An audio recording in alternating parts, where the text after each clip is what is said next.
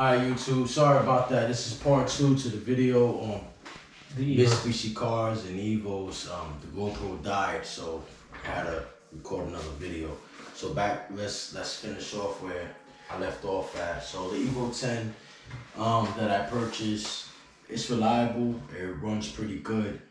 What I've done to it, didn't do any bolt-ons. I already had a few. Nothing crazy, stock turbo.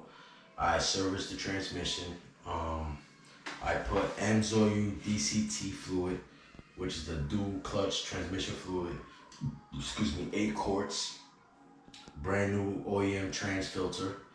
Redline gear oil for the transfer case.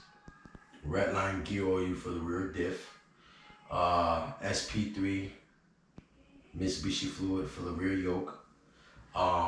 Rotella T6 for the oil, Canon oil filter, changed the cabin filter for the AC because they had a little smell and then took it out and it had leaks all over the place.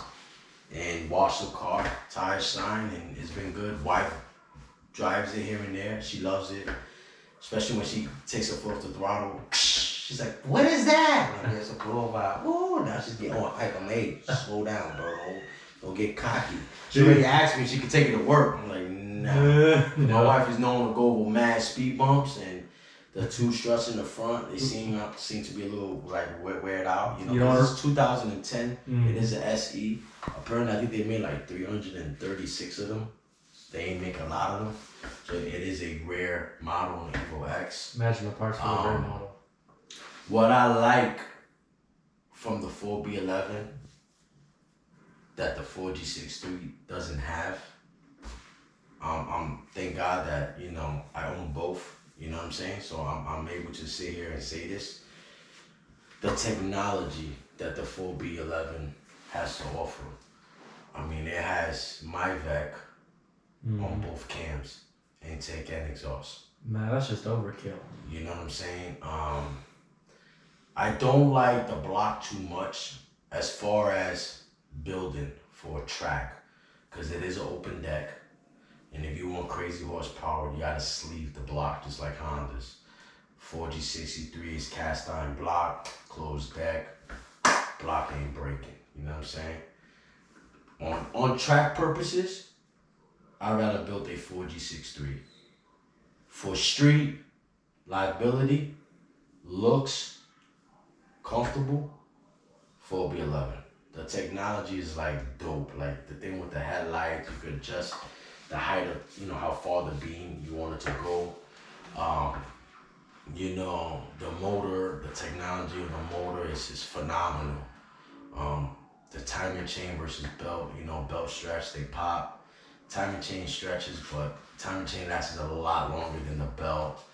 Timing chain replacement on the 4B11 is stupid easy. I mean, the 4G63 is easy, but then, you know, you gotta adjust the slack.